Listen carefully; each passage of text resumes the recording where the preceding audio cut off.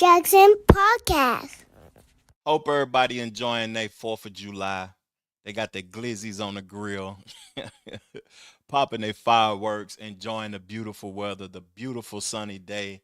And you just embracing American culture, man, and embracing what it is this country have to offer. You know, it's been a lot of distractions going on. The Diddy trial, um, the 4th of July, Independence Day, a lot of entertainment and foolishness and people coming out with distractions. So I ain't up to speed on this big, beautiful bill that was just passed. And I want to get up to speed. So I created a show with a call-in number if y'all want to participate and help me get up to speed because this is important. I've seen a lot of people online complaining, talking about SNAP is going to be gone, talking about the kids will not get fed for free at school anymore, talking about it's over for Section 8. And this may impact some people that I love, but I want to say something about that though. The world is ever evolving. You can never get comfortable in America because the world will push you out. It will push you out. So we get ready to get into this conversation this guy has on his channel. He says he read all 900 pages of Trump's big, beautiful bill, so you don't have to. Let's get into the video. Let's go. Is the big, beautiful bill. It's over 900 pages long, and it's about to change everything from your taxes to your student loans to Medicaid. Most people will never read it, so I did. And in this video, I'm breaking down the wildest, weirdest, and most important parts, so you actually know what's coming. Some of it might help you. Some of it might hit you where it hurts. Let's find out what's really inside. This section of the bill focuses on changes to federal nutrition programs, especially SNAP, the Supplemental Nutrition Assistance Program. It's under Title I, Subtitle A, and it covers everything from how food benefits are calculated to new work requirements and who qualifies. If you or someone in your family uses food assistance, this part is especially important. These changes affect how benefits are measured, who gets them, and how states are expected to manage the program moving forward. So the government's official food benchmark, called the Thrifty Food Plan, is basically how they calculate how much support a family gets through SNAP. Under this bill, they're freezing the structure of that plan. No more frequent updates based on modern nutrition science or changing eating habits unless certain conditions are met. The only thing that's going to change each year is the cost, adjusted for inflation using the Consumer Price Index. What that means in practice is if healthy foods get more expensive or people's dietary needs shift, the benefit levels won't keep up. The plan stays locked unless the USDA decides to do a full reevaluation, and they can't even consider that before 2027. And even then, they're not allowed to increase the overall cost of the plan. It has to stay budget neutral. So even if food prices rise, the value can't increase beyond what's already been allocated. Also, no matter how big your family is, SNAP benefits cap out at 200% of the base 4-person household allotment. So families with more than 8 people can't get proportional increases after that point. Then there's the update to work requirements. If you're between 18 and 65, able-bodied, and not working at least 80 hours a month or enrolled in training, you risk losing benefits. There are a few carve-outs. If you're under 18 or over 65, pregnant, medically unfit for work, or caring for a child under 14, you're exempt. Also, members of federally recognized tribes and urban Indians are excluded from the work requirement. But the enforcement is getting stricter. Waivers that let states temporarily pause these rules. Much harder to get now.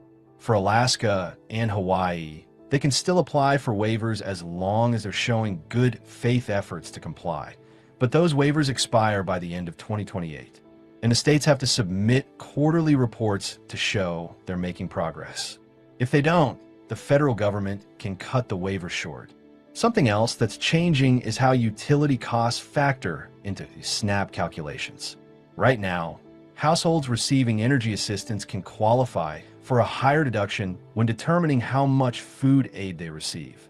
That helps lower their countable income. But this bill restricts that. Only households that include an elderly or disabled member can continue using the standard utility allowance. All other households lose that benefit, and internet expenses are no longer counted at all. Even though people use internet access for job searches, remote work, school, and accessing benefit portals, the bill now says those monthly service fees can't be used as part of the shelter cost deduction. Hey, what's up? I see a few people that's checking out the show, man. Thank y'all for tuning in to the show. If you want to help me understand this bill, I'm just playing this video so I can understand and get up to speed and research it. Call into the show. Tell me what is you think will affect our people, what you think is good about this bill, what you think is bad about this bill. So far, what he's talking about is the SNAP and nutrition benefits. And what I hear is it seemed like Trump, so far, from just what I heard, it ain't even been 2-3 minutes, is trying to get people back to work. So 18 to 65, you'll lose your SNAP benefits if you're not working 80 hours a month. That's 20 hours a week. You don't have no excuse, but you won't even need SNAP benefits if you get into work. Like, if you working, you won't even need those benefits. And then for the people that's 18 through 65 that's not capable of work, they will keep their benefits. One thing that I wasn't even up to speed on is that people are receiving energy assistance. In these homes that they building now, they building energy efficient homes, energy efficient apartments to make the pricing go down. It's like, I probably would be a president that people wouldn't like also, because I would be trying to remove government from everything. But I would want to assist the people and create jobs and opportunities. More jobs and opportunities and less assistance, because people get comfortable on assistance and don't live the life that they actually are capable of. Let's get back to the video. Let's go. So, SNAP benefits won't reflect that very real modern expense. Now here's something that could affect states more directly. There's a new cost-sharing rule tied to how accurately states manage their SNAP payments. If a state has a low error rate, under 6%, they keep full federal support. But if the error rate climbs above 10%, they'll lose 15% of their federal funding for those payments. And if they're somewhere in the middle, they still get reduced funding. So states now have a reason to be extra strict on processing, which could mean tougher verification or longer wait times for applicants. Another federal pullback is on administrative cost sharing. Up until now, the USDA covered 50% of a state's administrative costs for managing SNAP. Starting in 2027, that drops to just 25%. So states have to find more funding on their own to keep the programs running, which again could lead to fewer staff, more backlogs, or slower service for people applying. There's also a funding cutoff for the National Education and Obesity Prevention Program. That program funded nutrition education in communities, things like healthy eating classes, how to shop smart on a budget, or outreach on diabetes prevention. It's being ended after 2025. So public health education tied to SNAP benefits might quietly disappear over the next year or so. Hey, be real with me in the comment section, y'all. The government was using money to prevent obesity. Did that really work? Like, how much money was I'm getting ready to do the research and continue playing the video. I got to see how much money was being spent to prevent obesity when people are addicted to the snacks. They addicted to the sugars. They addicted to the foods that ain't even real foods. And what was that money going to prevent obesity? That I would have removed that too. I ain't even gonna cap to you. There are changes to who qualifies for SNAP based on immigration status. From now on, only U.S. citizens, lawful permanent residents, certain Cuban and Haitian entrants, or those lawfully residing under a compact of free association agreement can receive SNAP benefits. Everyone else, including many legal non-citizens with temporary or uncertain status, will no longer qualify. And even though someone might be ineligible themselves, their income still counts against the household when calculating benefits. So for mixed status families, that can result in lower support, even if only one member is technically ineligible. All these changes add up to a much tighter system, less flexibility, more restrictions, and higher pressure on both states and individuals to meet the rules or risk losing access. This section of the bill covers Medicaid reforms under Title VII, subtitle. We're going to let them get to the Medicaid reforms, but I got the information for y'all and I want to share it to y'all. And I need to know, like, I'm getting up to speed, right? Trump in this bill is cutting funding for the obesity prevention spending. Like, I didn't know this. And I feel as if what he's doing is right by cutting the funding from this. $210 billion been spent in the last 7 years to prevent adult obesity in the United States. And niggas fatter than ever. That money could have been used, not saying that what Trump is going to do and where he's going to take it to is going to be better and he's going to do something with the money, even though I wish he would. But what could have been done with $210 billion besides obesity prevention? Come on now. It'll be Chapter 1. It's focused on how states determine eligibility, how they handle enrollment, and how they manage costs. There's a clear shift here toward reducing federal spending by cracking down on what lawmakers are calling waste, duplication, and fraud. But what that actually means is a much more rigorous process for people applying for or staying on Medicaid. If you've ever had to recertify your benefits or help a family member navigate Medicaid forms, this part might feel especially familiar and maybe a little frustrating. So here's where it starts. The bill freezes two major Medicaid rules that would have expanded access to people in low-income or elderly groups. One was meant to improve enrollment in Medicare savings programs. The other focused on making it easier to qualify for Medicaid, CHIP, and the Basic Health Program. Both are now on hold under this new law, blocked by a moratorium. And that's just the start. States are now required to reduce duplicate enrollment between Medicaid and CHIP. In theory, that sounds efficient. But in practice, it could mean more red tape for families who have children covered under CHIP and adults on Medicaid. If systems don't talk to each other well, which many don't, families could lose coverage for reasons that have nothing to do with income or need. They're also targeting people who have passed away but are still marked as enrolled in the system. States now have to regularly check for and remove deceased individuals from Medicaid rolls. Same goes for deceased providers. Doctors or clinics, they're still showing up as billable, even after they're gone. Again, this is being presented as a cost-saving measure, but it requires new systems, new software, and more oversight, which many states are already struggling to keep up with. And then we get to payment reductions. If states are making excess payments, meaning they're paying more than they should be for certain services or beneficiaries, the federal government is going to reduce the money it sends them. It's a way of saying, clean up your books or we'll send you less. Another big change is how often eligibility redeterminations happen. Basically, states now have to recheck whether someone still qualifies for Medicaid more frequently. So if your income goes up, or if your paperwork doesn't get submitted on time, you could be kicked off. This is especially tough for people with fluctuating income, like hourly workers, gig workers, or anyone in seasonal jobs. And then there's the home equity limit. Right now, Medicaid has a rule that if your home is worth too much, you might not qualify for long-term care support. This bill tightens that rule even more. It raises the threshold states can use, but also gives them the option to use lower limits if they want. That could hit seniors hardest, especially those who own their homes but live on fixed incomes. The next part of the section deals with immigration and emergency Medicaid.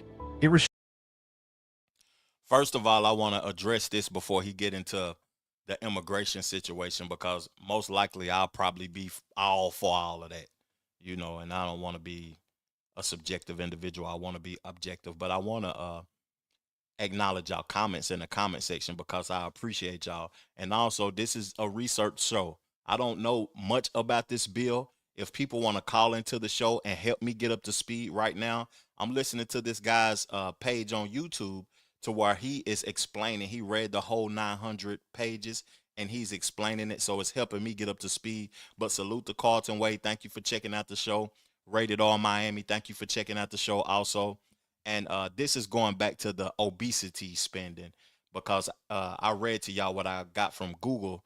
$260 million over the last few years have been spent on obesity, and people are fatter than ever, eating anything they want to eat. So Carlton Way said if they really want to stop obesity, then remove all the fast food restaurants from the hood.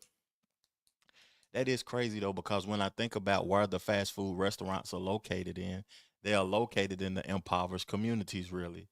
When you go out to the rural areas and the suburbs, you get the Sprouts, you get the Whole Foods, you get the what's some more good healthy grocery stores, you get more farmers markets, you just get more options.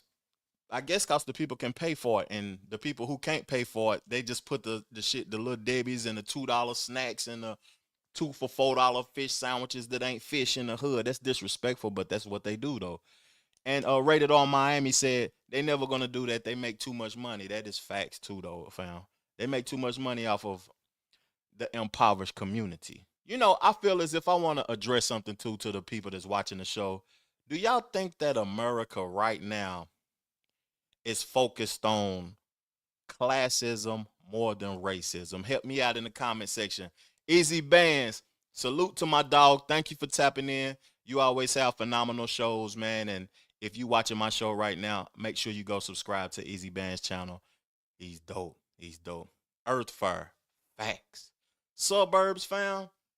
Earth Fire, the Sprouts, you know, the Whole Foods. Even though Whole Foods starting to fall off, they in the rural suburban areas. You go to the metropolitan areas, you got the Long John Silvers, the Crystals, the hot damn Burger King, the bullshit. You know what I'm saying, fam? But help me out with that question though, y'all. I would appreciate that too, Carlton Way, because I feel like classism is more relevant in the times that we living in today than racism, because America is a capitalist system. People are like prioritizing money. White people are just in the same bad situation that we in. Not we, because I know who I am, and I feel like the people that watch the channel, they know their lineage and their genealogy and all of that also. They know where their greats come from too. So the people that identify as white and black don't know their history or their lineage. So they just as bad off as the people that they in the same boat. So I feel like classism is more highlighted though. Let me read another comment. Classism essentially is racism. They cannot separate us by color, but even the classes look about the same. Great answer, big dog. Great answer. Dixie Queen, if you live in Memphis, salute the M-Town, man, the 901, man. I love y'all boys down there, man. Real talk. 8 Ball and MJG, them some of my partners, man, down that way. Salute the Young Dolph and Tila and, you know, Memphis in general. I got a lot of love from Memphis, man. Carlton, I'm originally from Knoxville, man. I might be in Charlotte right now, but I'm originally from Knoxville, so I'm an 865 type of guy. You know what I'm saying? Let's get back to the video, though, and let me be quiet, man, for a moment so we can get more informed. Restricts Medicaid access to certain non-citizens, again reinforcing that eligibility is tied directly to lawful status. At the same time, it expands federal Medicaid support during emergencies, like natural disasters or public health crises, so states can still provide short-term care in urgent situations. Now, moving into spending oversight, the bill places a pause on implementing staffing rules for long-term care facilities. That was a rule designed to make sure there were enough nurses and caregivers in nursing homes. By freezing it, facilities aren't required to hire more staff, even if residents need more care. This could reduce costs for nursing homes, but it might also reduce the quality of care for patients, especially seniors. States are also being pushed to reduce their Medicaid costs across the board. That includes limiting who can qualify, lowering reimbursement rates, and cutting back on services that go beyond the federal minimum. And here's one that's making headlines: banning federal payments to certain providers. This clause targets prohibited entities, which could include organizations that provide abortion services, depending on how states interpret the law. The exact impact is still unclear, but it opens the door to broader restrictions on where people can receive care, especially low-income women. The next set of rules go after financing strategies that states have used for years. Things like provider taxes or state-directed payments. Basically, creative ways states use federal matching funds are now facing new restrictions. Some states rely heavily on these mechanisms to keep their Medicaid budgets balanced. So tightening them could cause ripple effects on access and services. There's also I got a question for y'all. Also, and I'm gonna lay out a perspective and a thought process around this question. You know, we just got through talking about the foods, the restaurants being in the impoverished communities, and the earth fires and the healthy grocery stores and stuff being in the rural and the suburban areas. And Trump has taken the federal efforts of Medicare and health and just being healthy and having access to hospitals and access to pills and stuff away from he's removing it from the federal government and leaving it up to the states. Now, it seems as if like health is something that it really isn't prioritized in America like that. Is this like showing that they want us to not exist anymore? I had to think and find my words because I don't want to say nothing crazy on YouTube. Like, you know, they taking all the healthy options away from people that don't have much or ain't getting much money. And then they taking away, like if you go to the hospital, you can't even get service. It's crazy to me that they doing this. This is the way it's going. It seems to me as if like they want us, it's profitable to kill us off. This is gonna help the big pharmacy people out more than it. That's what it seems like it's going to, because the hospital's gonna be packed. The people gonna be selling more drugs, and then the elderly access shouldn't be frozen. Access to nothing health wise should be frozen for elderly people. But salute to Izzy Bands. Make sure y'all go subscribe to his channel. He got a dope channel, do great discussions on his show. I'm always in his live chat, chopping it up, listening to the conversations. But his comment says, that's facts. Fast food is worse than drugs, and it takes more money from us than we realize. You know it do though, Izzy. But I'm going to tell you something. I'm a cooking ass nigga. Man, I don't, I ain't been through a hot dang. The last time I been through a drive-through or some fast food was to get the Impossible Burger from Burger King. And then I started having stomach pains from that because that vegan meat is worse than real meat, to be honest with you. I'd rather eat real meat than eat vegan meat because that shit, I don't know, it's processed. Anything that's processed, anything that's enriched is killing us faster than anything. Rated R Miami was popping, fam. If you're not healthy, then you'll end up in all kinds of medication that don't heal you. Man. Health is more important than anything, fam. I'd rather be a nigga that could run a 5K in 10 minutes than be a millionaire. That's just my perspective, because I can go get the money if I can stay up and be healthy. Let's get back into the conversation, though. Also a new requirement that Medicaid demonstration projects, these are state-level experiments with new care models, must now be budget neutral. That's not totally new, but the language here gives federal authorities more power to enforce it. So states won't be able to pilot new ideas unless they can prove up front that it won't cost more. And finally, this section introduces community engagement requirements, also known as work requirements, for certain Medicaid recipients. States must now require certain adults to work, volunteer, or participate in approved activities in order to maintain coverage. This doesn't apply to everyone.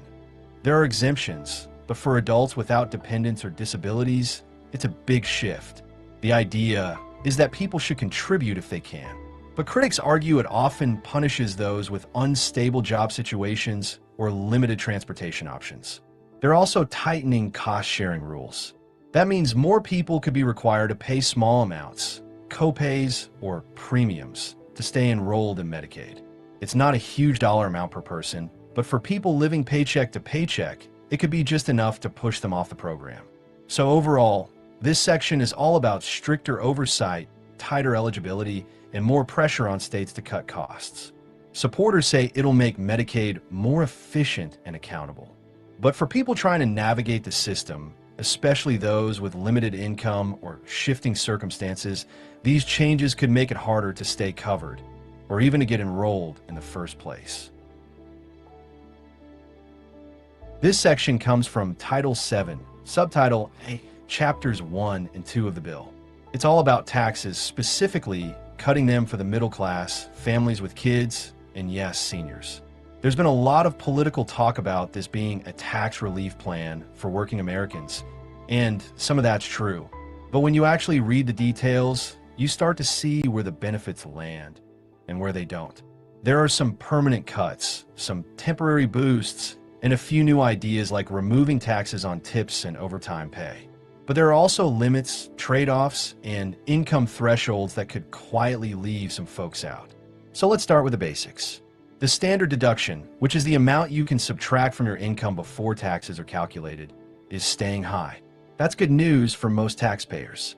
It's especially helpful for people who don't itemize their deductions, and that includes a lot of retirees.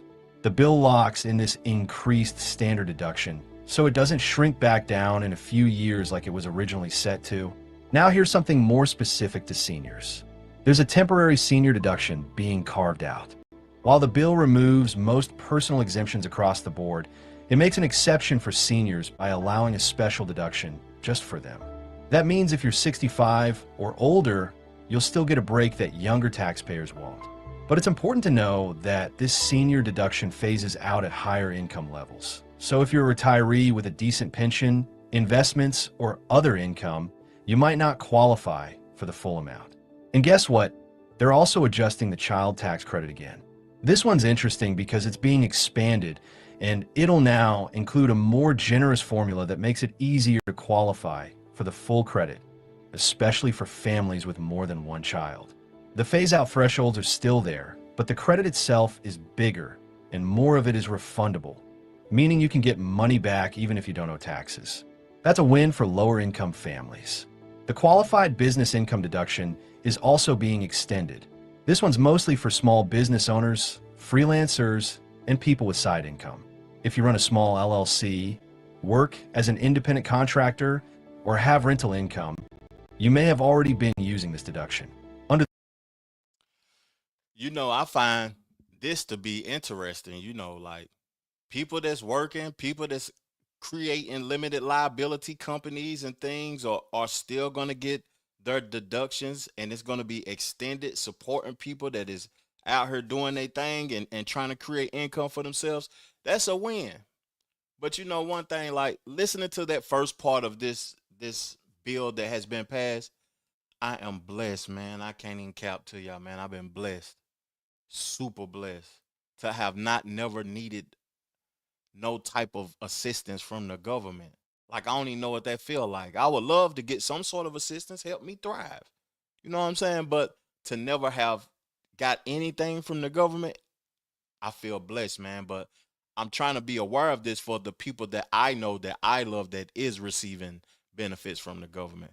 Let's get back to it. The bill, it sticks around with some tweaks to the income caps and limits. And now for something a little newer, no tax on tips. If you earn money in tips, like restaurant workers, hairstylists, valet drivers, this part's going to stand out. The bill proposes eliminating income taxes on tipped wages. Sounds simple, but it's actually a pretty big shift in how the IRS handles reported income. This could increase take-home pay for millions of workers, especially in hospitality and service jobs. But of course, we'll have to see how the IRS plans to enforce it or prevent abuse. Right next to that is another headline piece: no tax on overtime. If you're an hourly worker who puts in more than 40 hours, the extra money you earn for that overtime wouldn't be taxed under this bill. That's designed to reward hard work and incentivize people to take extra shifts. The cap I don't know this, y'all, but I seen please help me with the information on this. Is a loan and a lease the same thing? Because now you can get deductibles for loans on vehicles and audio vehicles. Oh man, that's interesting. That's interesting because it's only been for vehicles that weighed over 6,000 pounds. Am I accurate in that? Help me out. I feel like the vehicles that's over 6,000 pounds, you can get the tax write-off. Is what they were saying in this bill now that all auto loans and leases, you get a tax deduction. I'm going to do my research while I continue to play the video. Let's get back to it, man. Catch is there may be income caps that limit who gets this benefit. So if your regular wages plus your overtime push you above a certain threshold, you might not get the full break. And then there's this one, no tax on car loan interest. If you're financing a vehicle, the interest you pay on that loan could be tax deductible under this bill. That's a new idea meant to ease the burden of high auto loan rates. But again, there's fine. Hey, I'll rock with that. Trump accounts gives $1,000 to qualified savers like a mini wire. Income caps allow lower income families may not see full benefit. Oh, what I'm reading is wrong. But what he said in that thing was that people that has leases can get tax write-offs. That's interesting. You know, a lot of people will say they want a loan, rent a car, whatever, till they own it and make payments on it, or they buy it out cash or whatever. I'm a lease type of guy. I don't care about none of these plastic ass vehicles, to be honest with you. If I want to own it, it got to be a 70 model, maybe a early 80s Monte Carlo, the luxury sport joint, 77 Impala, something like that. That's what I like to own because I can fix them my damn self, or I can have somebody else fix it.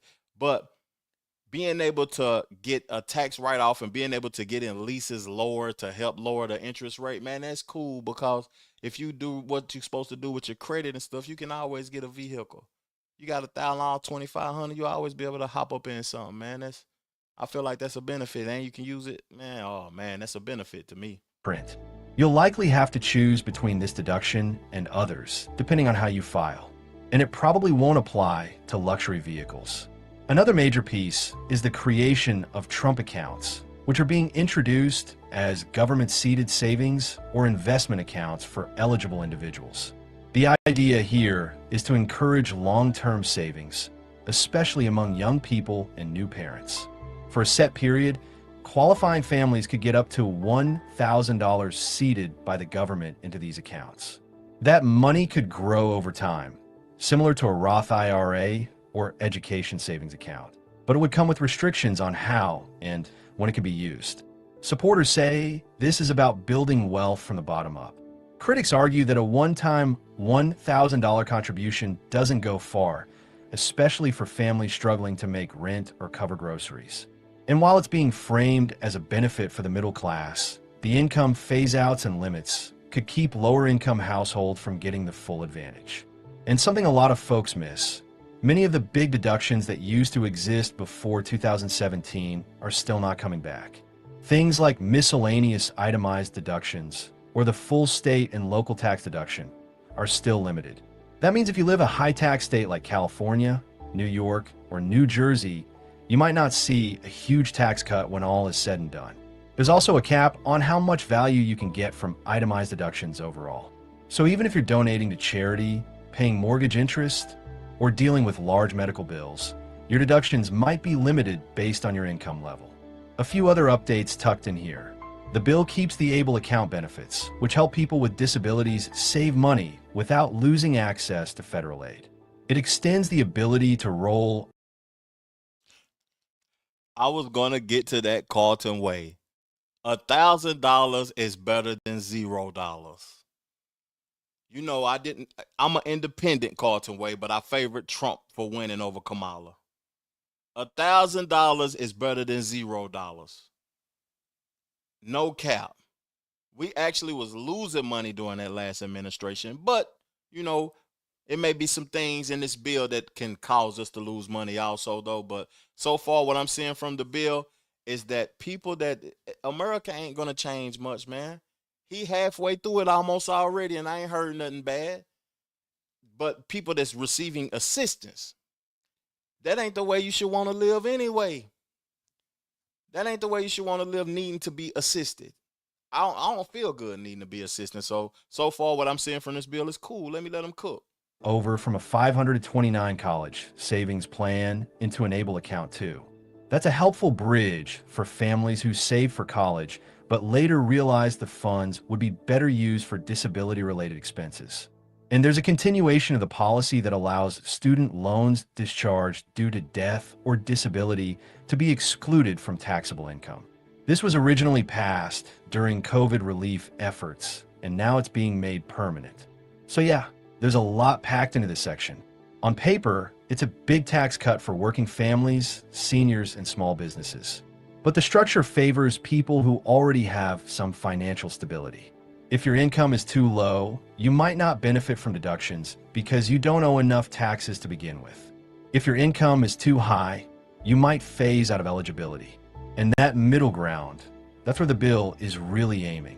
People who work full-time, earn enough to owe taxes, but not so much that they lose the credits.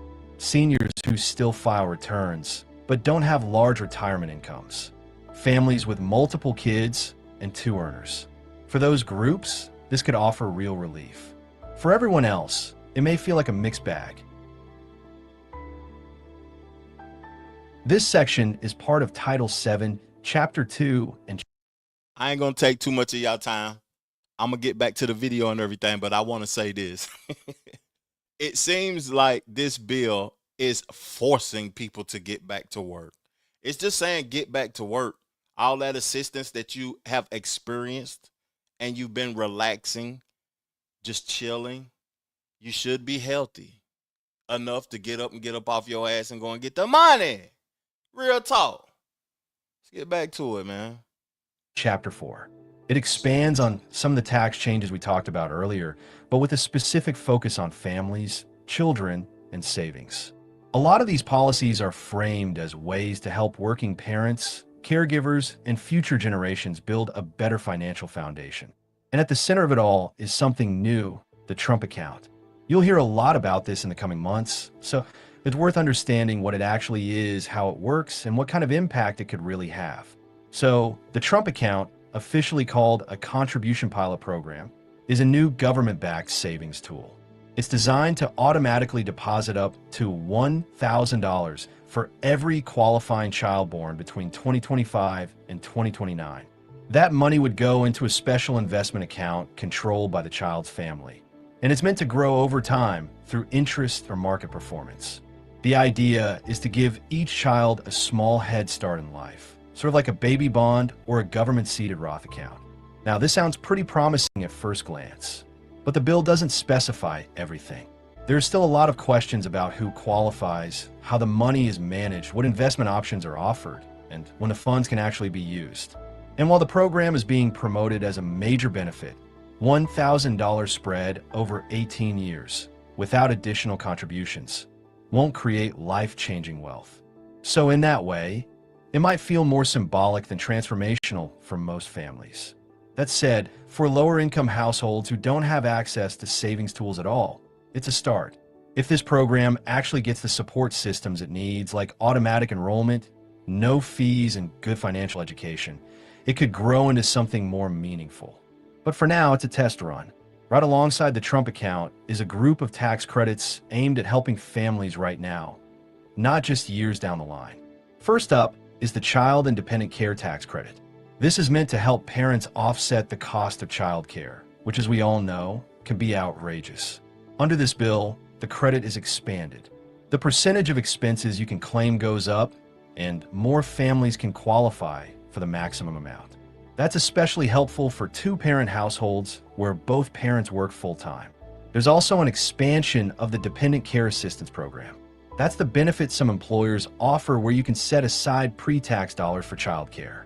This bill raises the limit on how much you can put into that account, meaning you can shelter more of your income from taxes if you use it for daycare or after-school care. And then there's the adoption credit, which gets a boost too. If you're adopting a child, especially one with special needs, the new rules make it easier to claim the full credit, and they broaden the definition of who qualifies. Oh man, I be feeling like, when I be on the internet listening to people talk, they be speaking as if like certain things that impact them receiving something is affecting them. What I've heard so far, like I heard people complain about you know what I'm saying, daycare and having kids. I don't have kids, but I know that is like a whole mortgage. I heard people say they spend $2,500 a month, $3,000 a month for their kid to get daycare so they can go to work. Him increasing that so you can get more money to help you be able to stay at work, it sounds like a plus to me for people that's abiding by the rules, the law, and the regulations. If you ain't abiding by the rules, laws, and the regulations, then you probably don't care though. But that sounds like a benefit to me. Real talk. Even the help for the disability and the education and all of that. Let's let the video keep cooking because I haven't seen nothing bad yet, except for the elderly access to Medicare.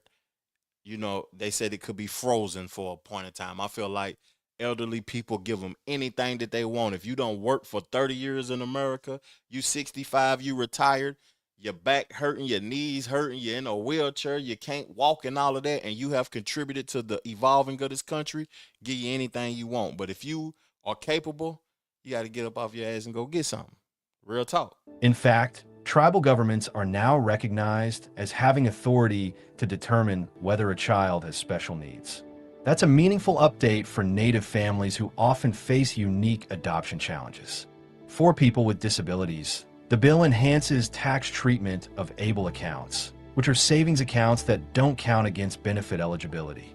There's an increased contribution limit for these accounts, and you can now roll over money from certain retirement or college savings plans into them. That's a helpful option for families who started saving for one purpose and then found their needs changed. What's more, the employer-provided child care tax credit is also expanded.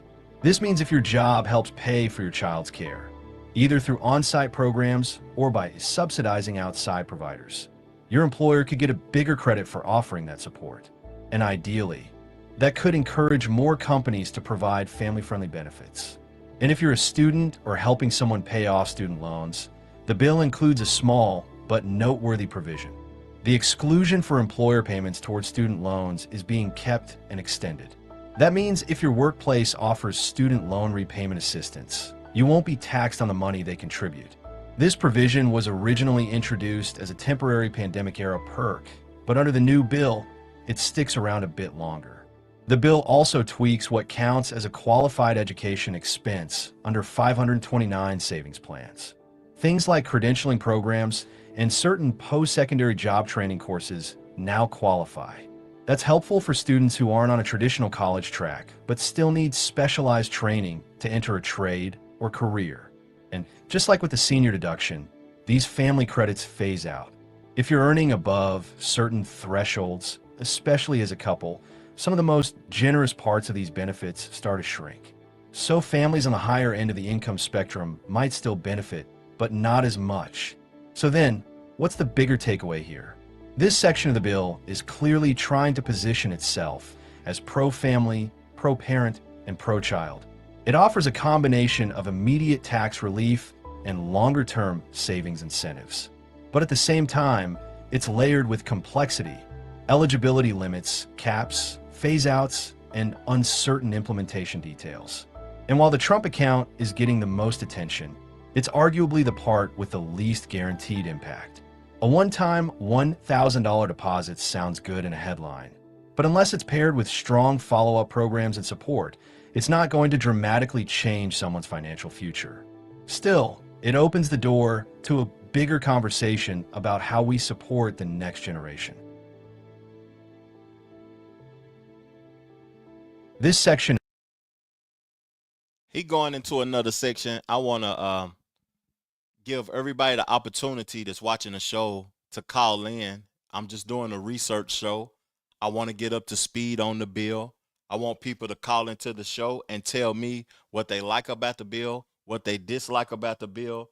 But as he was speaking, I Googled something because it's interesting to me. I just said earlier in the show that I have never received assistance from the government in no kind of way. And I'm not saying that like I'm somebody special or whatever. I just been working and getting to the bag on my own, doing my own thing my whole life. So I was interested to Google this. I just Googled how many Americans is receiving government assistance, and I'm shocked. If it's 300 and something million Americans in this country, 100 million people are receiving government support. That is saying a lot, because that's saying that the financial structure of this country, even though it's capitalism and we already know this exists, it got to be a top and it got to be a bottom. It really ain't no such middle class as make believe. That's just my opinion. Y'all can correct me if I'm wrong, but that's saying that, you know, the wages that's paying for a regular job ain't paying right, because people still need assistance. People are having kids out of lust and stuff, and the family structure is brutalized from government assistance and welfare and all of that old type of stuff. But by me reading that 100 million people is receiving government assistance, let me know that, man, shit is real out here. Let's let them get into the energy and climate rollbacks, and then we're gonna further the discussion, man. Call into the show if any of this interests you. Let's go. Appears under Title 7, Chapter 5, and it marks a major policy turn in the way the government approaches energy and climate investment. It's essentially split into two parts. First, it pulls the plug on a wide range of clean energy tax credits and subsidies, many of which were put in place to reduce emissions and support green innovation. Then, it shifts funding and tax incentives toward traditional energy like oil, gas, and certain industrial manufacturing. Supporters call this a return to energy independence. Critics see it as a rollback of climate progress. Either way, the impact is real and far-reaching, especially for people working in or investing in energy sectors. So let's start with the repeals. The bill terminates just about every major tax credit tied to clean energy that was passed over the last few years. That includes the previously owned clean vehicle credit, the new EV credit, credits for commercial clean vehicles, and even the refueling property credit that helped people and businesses install EV charging stations. All gone. That's not just a hit to buyers. It also removes financial incentives for car companies, developers, and infrastructure providers who are building business plans around these credits. If you were planning to buy an electric car and get some money back at tax time, that window just closed. Same goes for home upgrades. I gotta stop it. I know people that's watching this may be invested in clean energy and like the incentives that they would receive for having a electric vehicle and all of that old type of stuff, though. But what if I don't want that and I'm not receiving a benefit to have a gas vehicle, or I'm not receiving a benefit for the things that I want? Why should you receive a benefit for the things that you want? Because you want it, you know. It's interesting that we have grown accustomed to assistance. That's what I'm seeing right now, and ways around spending money. It's interesting, man. Let's let the video keep playing though. Residential clean energy credit, the energy efficient home improvement credit, and even the deduction for energy efficient commercial buildings are all being phased out or ended immediately. So if you're thinking about installing solar panels, upgrading insulation, or switching to more efficient heating, those incentives might no longer be available. That could slow down adoption for homeowners who are already on the fence. Now here's one you might not hear much about. The bill also removes or limits several energy production credits, like the one for clean hydrogen and investment credits for zero-emission electricity. Those were part of the broader strategy to move toward lower carbon energy production. Under this bill, they're either cut off or capped. They're also shutting down advanced manufacturing production credits, including those that support battery production and semiconductor supply chains. And that's a big one, because even if you don't work in those industries, those supply chains affect everything from consumer electronics to grid reliability to electric vehicles. So that's the rollback part. What about the pivot? In subchapter B of this section, the bill shifts its support to America First energy policies, which means expanding tax breaks and financial incentives for fossil fuel producers.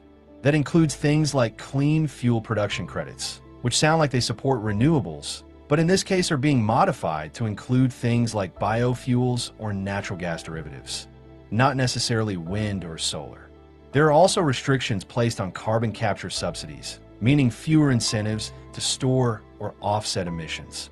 But in the same breath, The bill reclassifies income from things like hydrogen storage, geothermal, and advanced nuclear as eligible for special tax treatment under publicly traded partnerships. That means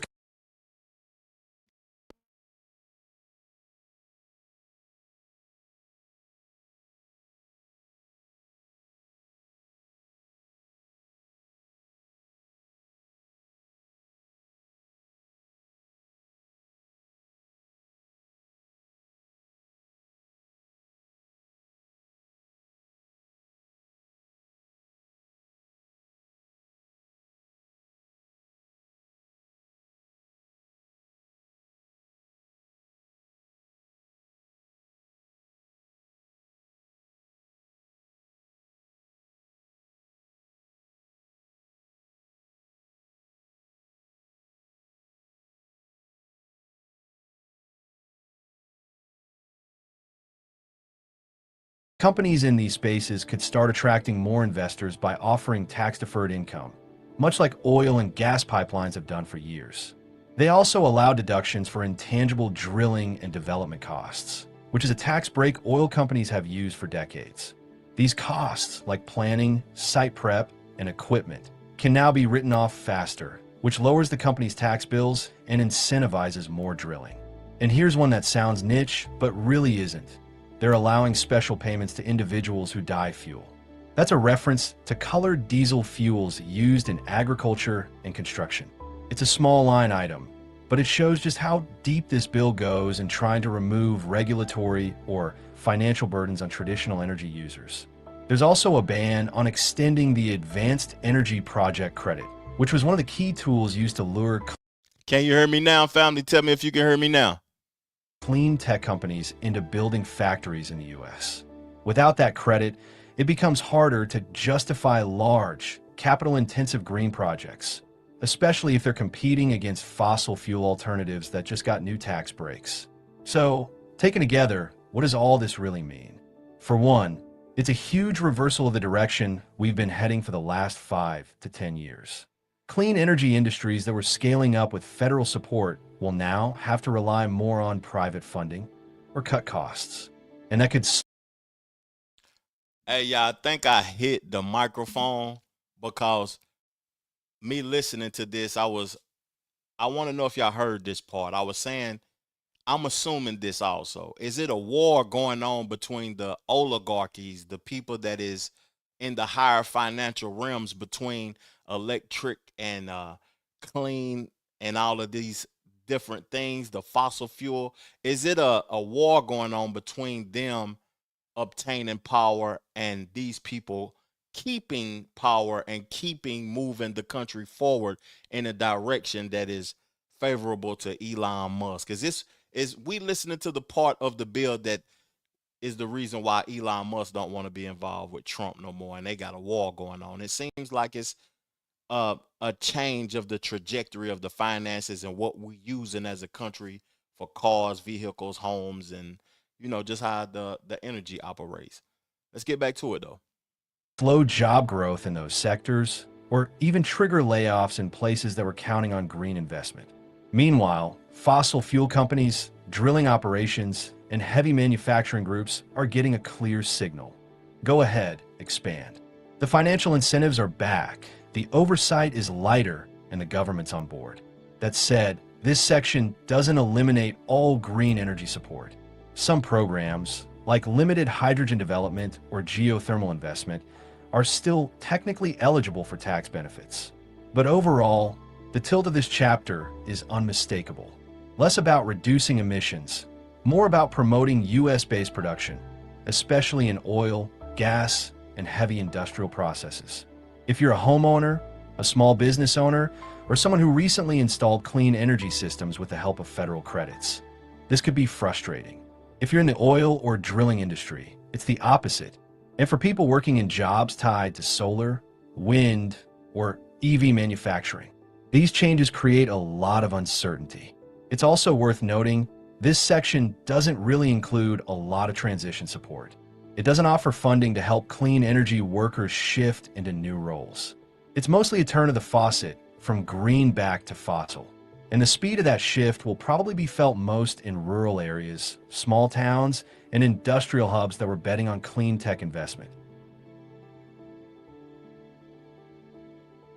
This section is from Title 8, subtitles B through F, and it's all about education, especially how college is paid for and how student loans are handled. Now, this part doesn't wipe out debt or offer forgiveness the way some people hope for, but it does reshape the rules around borrowing, repayment, and how the government funds higher education moving forward.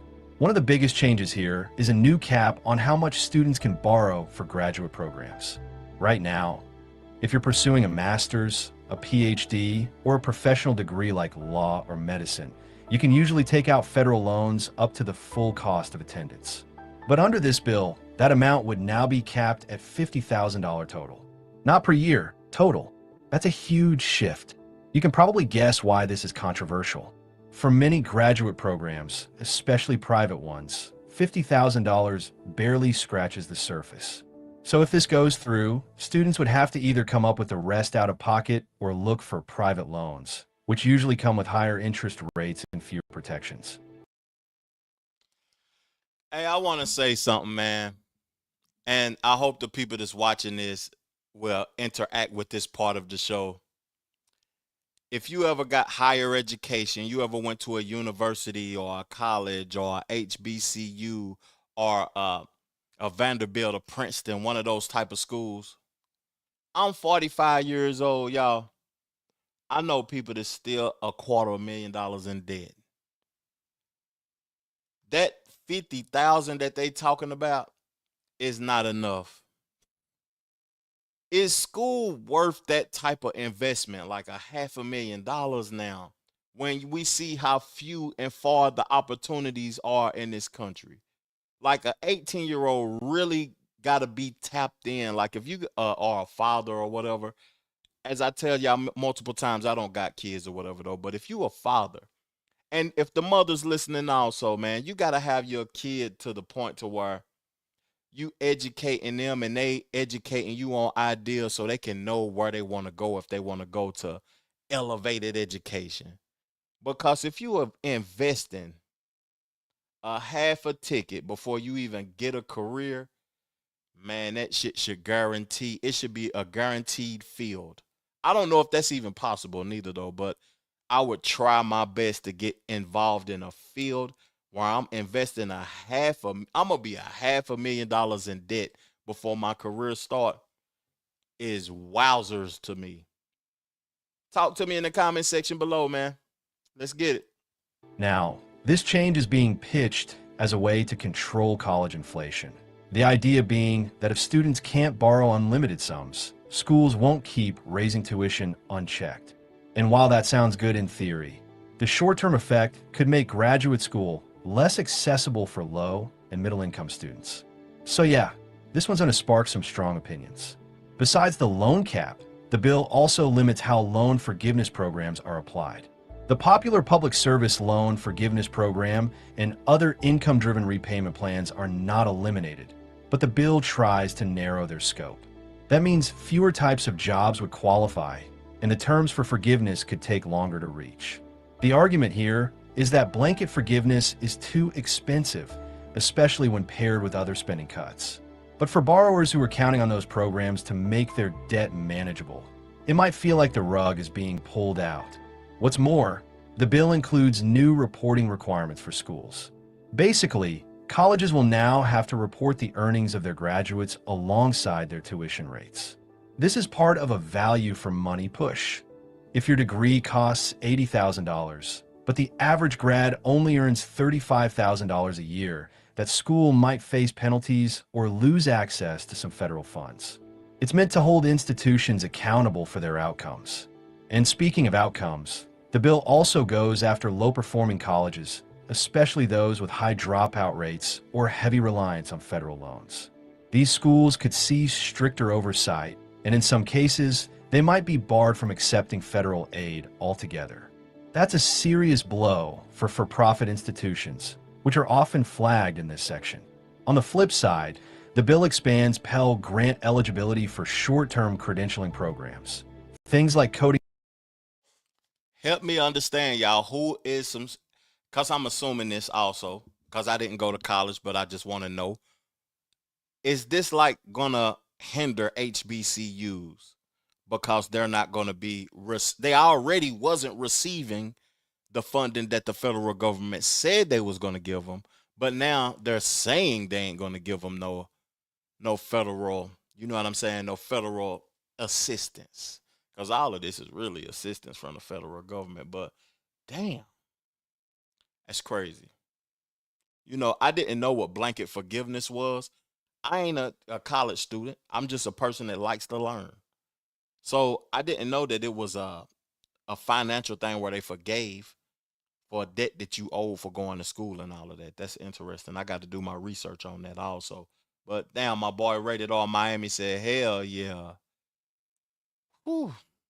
So now, if they have to fund the HBCU to keep it up and running, they're gonna want to be more involved in what the qualifications are, or what you got to do, the people that they want in and out of there, or whatever. They're gonna take over. That's basically what they're saying. But they probably already been doing that. But that's basically what they're saying right here in this piece. Boot camps, nursing certifications, or skilled trades training. The idea here is to support students who want to build job-ready skills quickly rather than commit to a 4-year degree. That's a pretty practical shift, and honestly, it reflects the way a lot of people are thinking about education right now. And if you're a student parent or caring for a dependent, there are a few updates here as well. Some of the changes we talked about earlier, like the dependent care tax credits, work alongside student benefits, especially if you're juggling family and school. It's not a full financial solution, but it helps lighten the load in some cases. Another subtle change? The bill adds more oversight for student loan servicers, the companies that collect payments and handle customer service for federal loans. They'll be required to meet stricter performance benchmarks, and there are new rules about how they report information and handle errors. This is good news for borrowers who've had frustrating experiences with poor communication or incorrect billing. And just a quick note, employers who help pay off student loans can still offer tax-free contributions under this bill. That's an extension of a pandemic-era benefit, and it sticks around for now. If your workplace offers it, definitely take advantage. So what does all of this mean in plain terms? Basically, we're seeing a shift from open access to tighter control. The bill aims to rein in college costs and limit government exposure to big loan balances. It does that by capping borrowing, tightening forgiveness, and scrutinizing how much value a degree actually provides. But it also raises real concerns about equity. If you limit loans without addressing tuition inflation directly, you risk pushing people out of graduate programs or into more expensive private debt. The changes to Pell Grants and short-term programs are a step toward modernizing education funding, but they don't entirely balance out the restrictions elsewhere. In the oversight piece, the school performance metrics and loan servicer accountability, those could end up being the most impactful in the long run. They shift some of the responsibility back to institutions and away from students, which might be overdue. Still, for borrowers, students, and families trying to plan ahead, the uncertainty is real. The rules of the game are changing, and a lot of the old assumptions, like borrowing what you need and paying it off over time, don't apply the same way anymore. This section comes from Title IX and Title X of the bill, and it focuses on immigration, border security, and how the federal government plans to enforce and fund both. So they about to get to the immigration and border control piece about this though, but like he said, this bill is showing that things used to be more accessible. Now they want tighter control. That's what the American people want less. We want less government, but we want less control also. And what is crazy though of how you can control the masses is something that I try to get away from in life, is like being uncertain, living with uncertainties. That is a unhealthy ass lifestyle. Not knowing where your next this coming from or that coming from, living with uncertainties. When these bills pass and people are living in a poverty line and they be uncertain, uncertain living with uncertainty is almost as bad to me as being on drugs, because it's always something that's in your mind. It's controlling your mind, living with uncertainties. So if this bill is creating that for some individuals, that's a bad thing though, man. But you gotta focus on yourself, know who you are, and get out there and go get to it, man. That's my perception of it. Let's let them get into this immigration piece. Then I want to play a clip from Bernie Sanders. He talked about the bill, but I want to see what Bernie Sanders. He's the only person in the Democratic Party that is actually speaking about certain things. I don't see Biden is old now. I don't see Obama talking about none of this stuff, really like breaking it down. So I'm gonna play a little piece, just a little bit after we get done with this, of what Bernie Sanders' reaction to all of this. And let's get back to the video on the immigration piece. We already done covered almost 50% of this thing. So let's get into it, man. This part of the legislation is pretty detailed and honestly a bit loaded politically, but it outlines exactly where the administration wants to put its resources when it comes to immigration enforcement and processing. Right out of the gate, this section allocates new funding for the border wall. Yep, that same wall from the previous administration. The bill revives construction efforts, specifically stating that the Secretary of Homeland Security is required to resume building it. No delays, no legal loopholes. The money's already been appropriated, and the directive now is to use it. What's more, it limits the power of the Secretary to cancel or reprogram that funding. So even if a future administration wanted to stop the project, they couldn't just sign an executive order to halt it. This makes the wall funding a lot more locked in than it was before. And it's not just the wall. Border Patrol and IC receive big boosts in funding too. The bill greenlights money for hiring thousands of new agents, buying more surveillance tech, and expanding detention capacity. That means more officers on the ground and more facilities to hold people awaiting immigration decisions. Now here's where it starts to get more controversial. Asylum laws are changing too. The bill narrows the criteria for who can claim asylum, making it harder to qualify. For example, individuals must now meet a stricter credible fear standard and may be disqualified if they pass through another country without seeking asylum there first. That last part's known as a transit ban, and it's been debated in courts before. Now it's codified in the bill. And for those who do apply, the bill aims to fast-track asylum processing, which sounds good, but in practice it means less time for legal review. That's raising concerns among immigration advocates who worry that people might not have enough time to present their case before being deported. Besides asylum, the bill raises certain visa fees to fund enforcement. If you're applying for a work visa, green card, or adjustment of status, you might be paying more under these new rules. Those fee hikes are meant to help cover the cost of expanded enforcement, but they'll also hit applicants directly in the pocket. Another thing, catch and release policies are restricted here. The bill says that border agents can't just release migrants into the U.S. with a court date unless specific legal conditions are met. Instead, it pushes for either detention or expedited removal, depending on the case. This policy has been used before, but the new language makes it much harder to undo in the future. Oh, and here's something you might not expect. The bill also includes a pause on work authorization for certain asylum seekers. That means people who apply for asylum could have to wait longer before they're allowed to legally work in the U.S., even while their case is being processed. That delay puts financial pressure on applicants and may deter some from filing in the first place. On top of that, there's a rule that allows state attorneys general to sue if the federal government doesn't enforce immigration law the way it's written in this bill. That's a big Sound like Trump hard on he hard on migrants, man. President 48 United States. Let me read your comment, man. Call into the show if you want to give your perspective. I would love to hear your thoughts on this big, beautiful bill. Nobody takes the time to read the big, beautiful bill by Donald Trump in public office as a politician in Washington, D.C., damn it. Uh, Call into the show, man. Give your thoughts and views, though. But I wrote down on my notes about him resuming building the wall. That's what stood out to me. What is, is it a benefit to spending all that money on building the wall, or should we just have people down there like doing the job of keeping people away and making it more not beneficial for you to cross the border illegally? Because it's noticeable that that border was so wide open when uh, Biden was in office that it had it had some to be some sort of agenda for them people to want to come over here and just benefit illegally like how they did. So is a wall necessary actually, or should the laws be different and the benefits be different and the the repercussions be different also? And let's get back to the video though.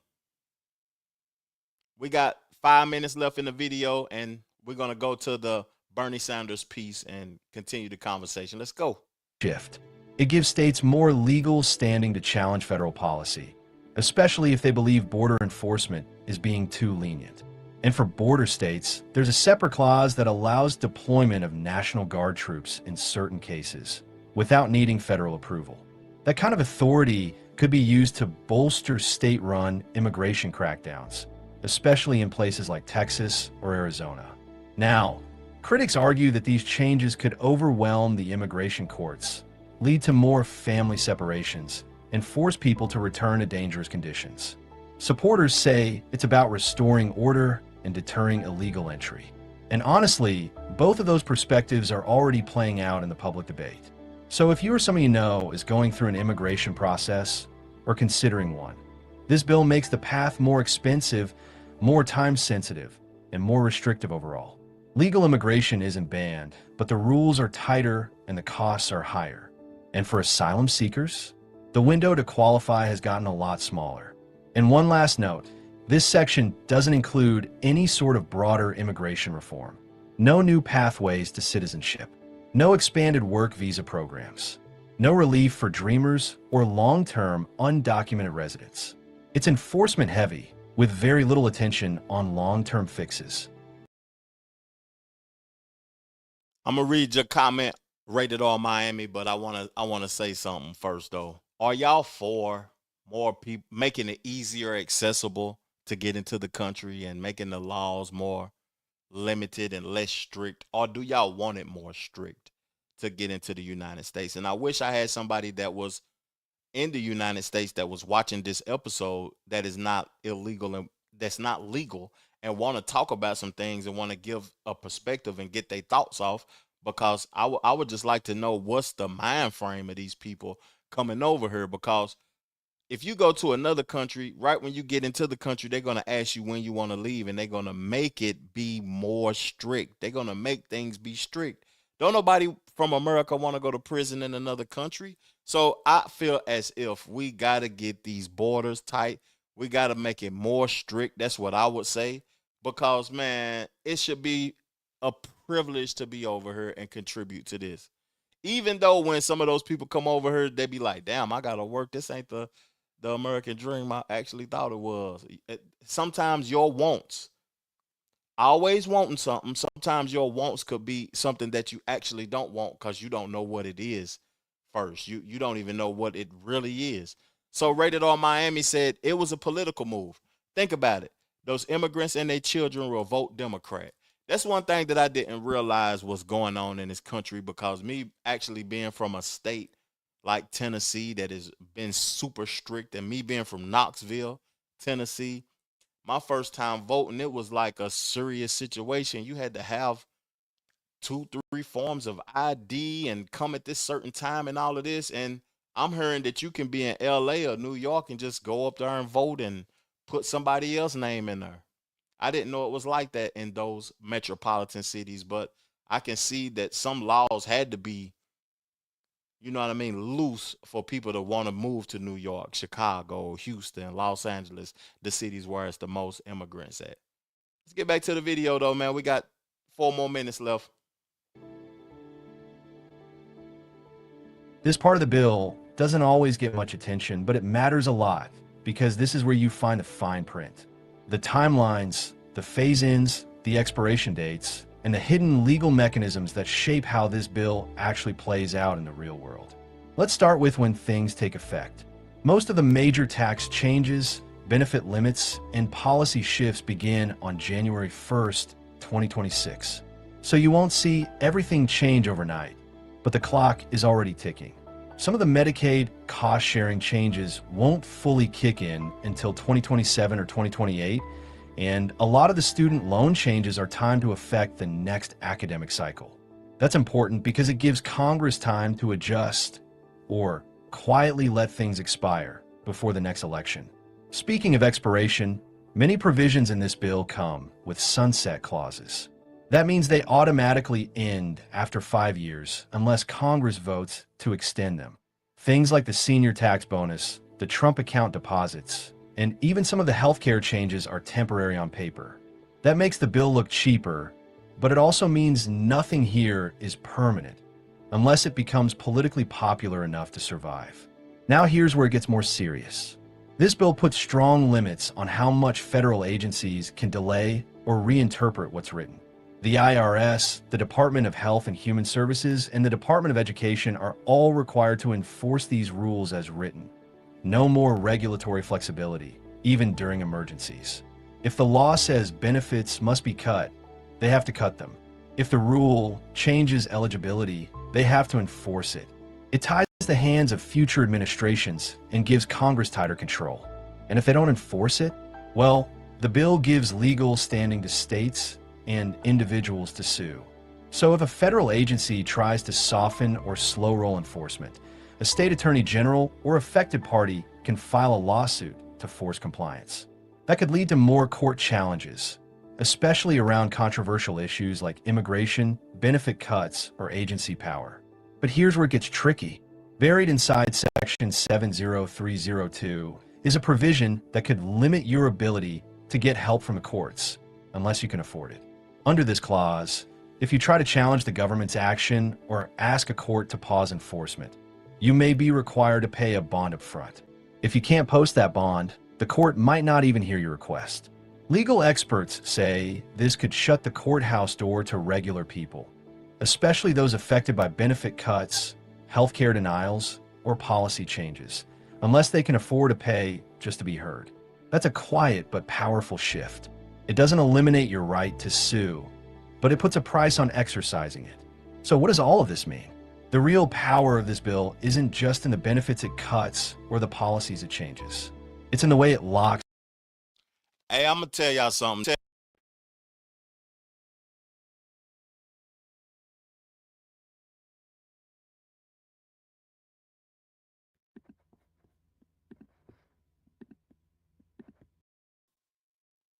Can y'all hear me in the chat? Can y'all hear me in the chat? I'm back. I done got too excited about, you know what I'm saying, what I was about to say about the wording he was using.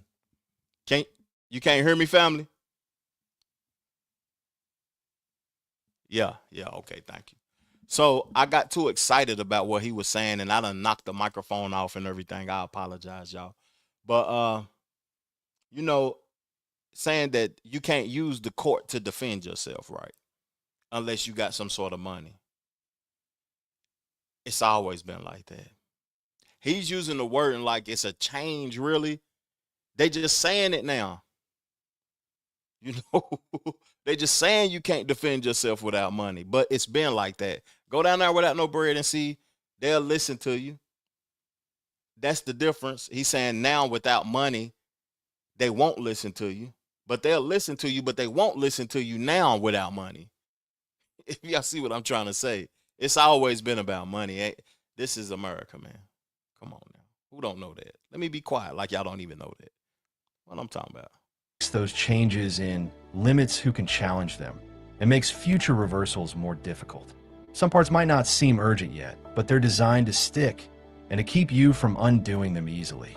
This is about structure, control, and making sure that what's passed today doesn't quietly fade away tomorrow. And that's the bill, or at least the real bones of it. The big, beautiful bill might have sounded like just another piece of legislation, but now you've seen how each section connects back to everyday life. Whether it's your paycheck, your benefits, your internet, your future plans, the decisions in here shape what's possible, what's affordable, and what's protected. Some people are excited about these changes. Others are worried. But what matters most is that you're informed. Because no matter where you stand, understanding what's actually written in these laws is how we hold power and how we stay ready. So if any part of this breakdown helped you today, take a second to like the video and maybe share it with someone who might not have time to read a 900-page bill. Most people don't. But Hey, I feel like the money instructor did a good job. Go subscribe to his channel. I did this episode. He got 44,000 views in the last hour. He going crazy. He just released this an hour ago and we live. So he got 44,000 views in an hour off of that video. I feel like, this was a research show. I was wanting some people to call in. Didn't nobody call into the show, and that's cool. But I feel like I got I got informed.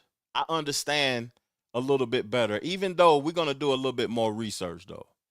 Let's do a little bit more research. Let's pull another video up, right? I want to see what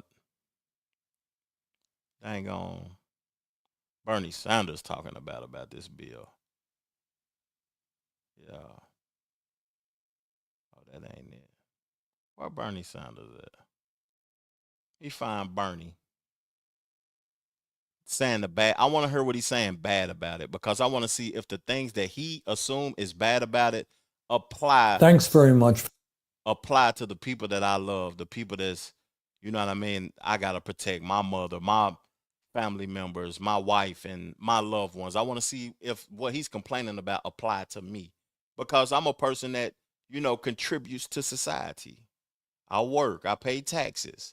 I'm a society contributor. So none of the things that were said in that bill will impact me or my loved ones. I'm just going to keep getting to it and getting to the money and grinding and hustling and getting out here and paying my taxes. So it don't apply to me, but I see how some people could be disgruntled about it because they've been receiving assistance. That word, I try not to put that in my vocabulary. I don't like assistance. Let's get it, though. For joining me. Let me be very clear.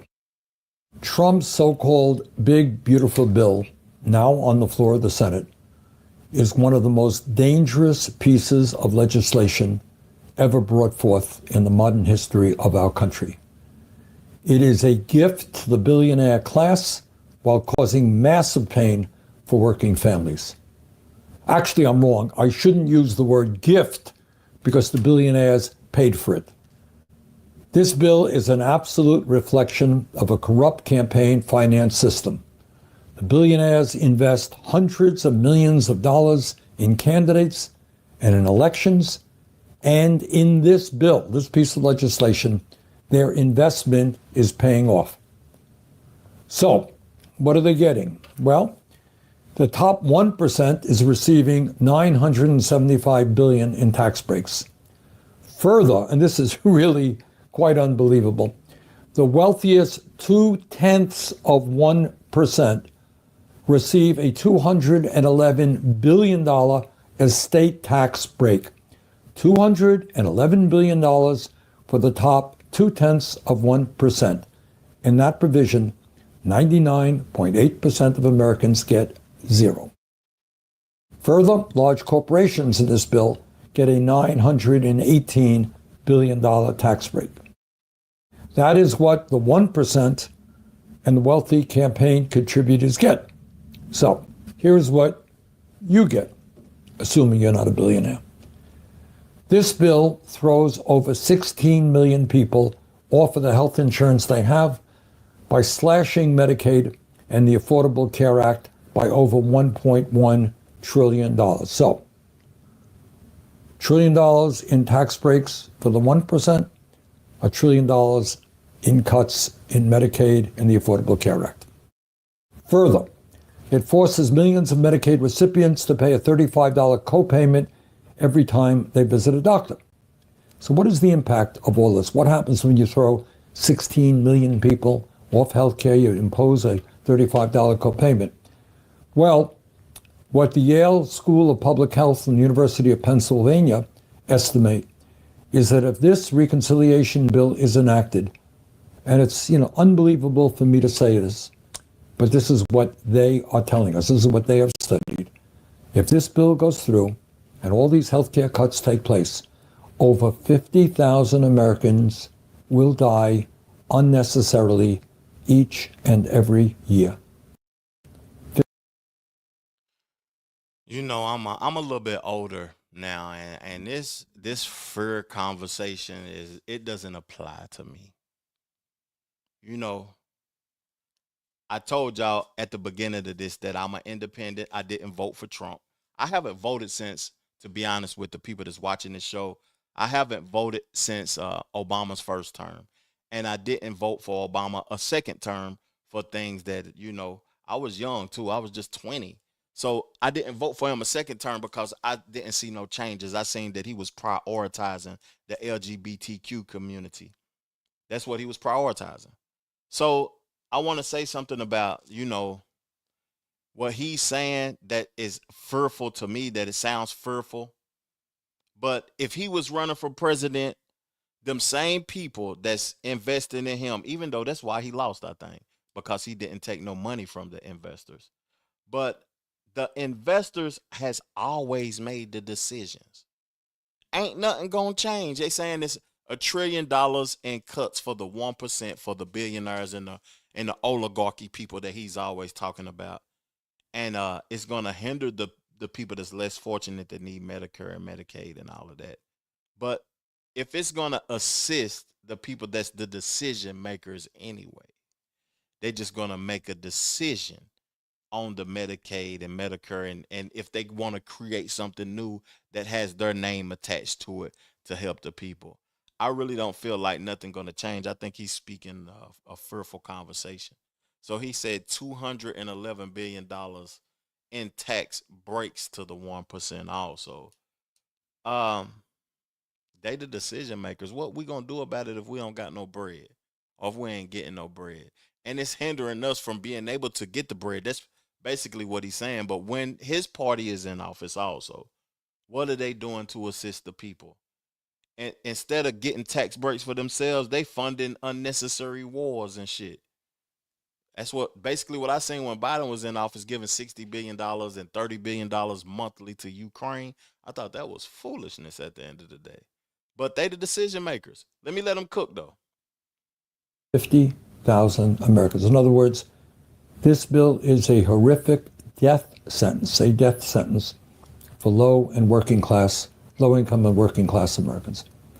Further, if this legislation is enacted, rural hospitals all over the country that are already struggling would be forced to shut down. It would also make massive cuts to community health centers and nursing homes. In other words, this legislation is the most significant attack on the healthcare needs of the American people in the modern history of our country. So, our healthcare system is broken, it's dysfunctional, and they make it even worse. And that's not all. This bill wipes out nutrition assistance for millions of hungry kids at a time when we have the highest rate of childhood poverty of nearly any major nation on earth. This bill will also make it much harder for working class kids to receive the higher education they need by cutting education by some $350 billion. At a time when the planet is struggling with climate change, heat waves now all over the world, this bill decimates investment in energy efficiency and sustainable energies like wind and solar. If you are concerned about how the United States keeps getting into never-ending wars, this bill makes a bad situation even worse by handing out another $150 billion to the Pentagon, a 15% increase in an already bloated Pentagon budget. Now, I want to applaud all of the Democrats, every single one of them, who strongly oppose this bill. And I want to congratulate two Republicans, Senators Paul and Senator Tillis, for voting with the Democrats in opposition to proceeding on this bill. But here is something really interesting and quite telling about where the Republican Party is today. When Senator Tillis of North Carolina indicated that he would vote against the bill, he was lambasted on social media by Trump and he was threatened with a primary. He actually did not do what Trump wanted him to do. Is there anything in this world that is worse than that? Today, Senator Tillis announced that he would not seek re-election. So it is pretty clear to me, and I would hope to every American, that the Republican Party of today does not tolerate any independent thought.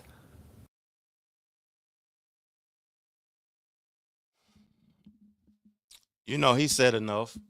And when he got to the political piece, I wanted him actually to stay on the bill and, you know what I mean, his thoughts about the bill. But uh, he just opposed everything in the bill that we had did the information and the research on. And I'm going to keep researching because earlier in the show, I pulled up what SNAP and nutrition assistance and what is it? Hold up. Where my notes at? Something about obesity prevention. Earlier in the show, we read that they were spending $216 billion in the last 4 years on obesity. What's that? I gotta read it. Obesity prevention. And we the fattest country on earth. We the fattest we ever been. So I feel like that money is, I don't care about that money. To be honest with you. I hope Trump and his administration would do right with the $216 billion that they, you know what I'm saying, receiving from cutting back obesity prevention. But at the end of the day, I ain't in control. I ain't one of the decision makers. So I feel like in this bill, the only thing that I really oppose a lot is anything removing anything from the elderly. If you capable, I don't have no sympathy for you. I ain't the sympathetic individual. But the elderly, it's up to us as being the younger people to be able to protect the elderly, to be able to go to work and be able to do whatever we got to do to keep our elderly people that we love alive. But at the end of the day, I don't oppose for anything. Like, don't cut nothing back from the elderly people. Give them more. Give the military more. Because we don't really appreciate bombs not dropping in front of our house. People be out here acting like this shit is just regular when in other countries bombs are falling out the sky. So at the end of the day, hey, I appreciate y'all tuning in to my show. Hold up, James Prince, what you talking about in this comment section? Let me chop it up with the guy. Did the healthy school lunch program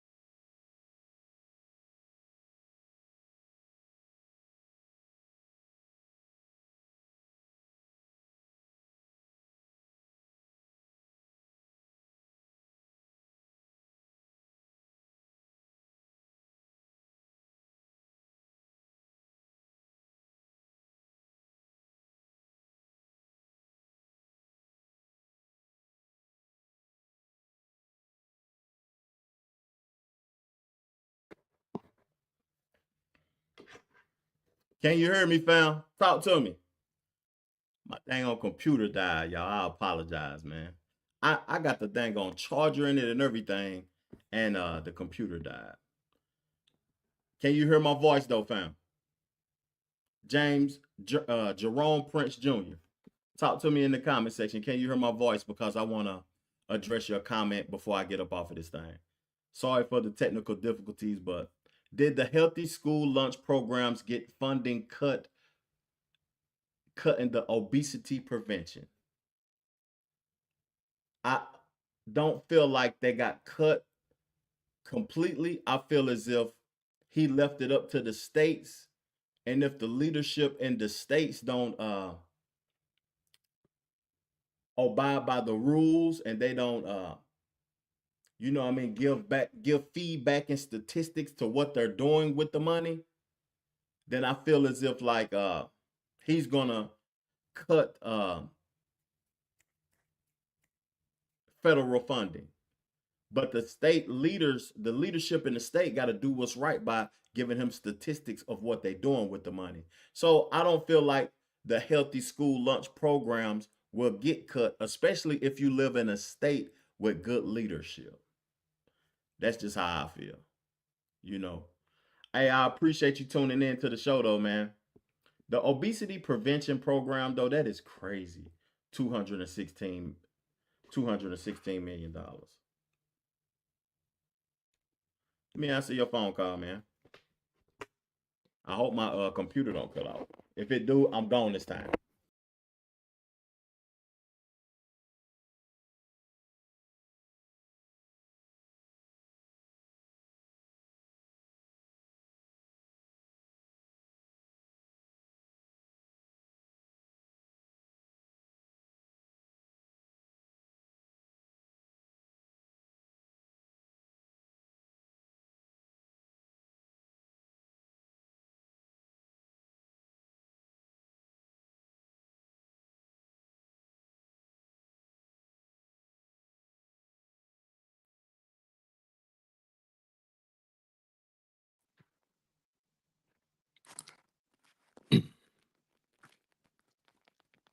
Dang on computer died, y'all. I had to tap in with y'all through the phone. I got too many devices going, man. Got the computer dying, got the phone going. Let me get into the comment section though, right quick. Here on stage.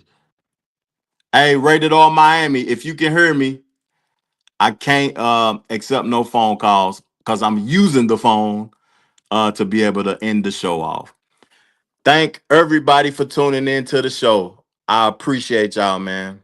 I apologize about the technical difficulties right now, but you know, things happen, shit happen. This was a good show. I think we informed. Let's further the discussion in the comment section at the end of the show. I appreciate y'all, man. I'm out.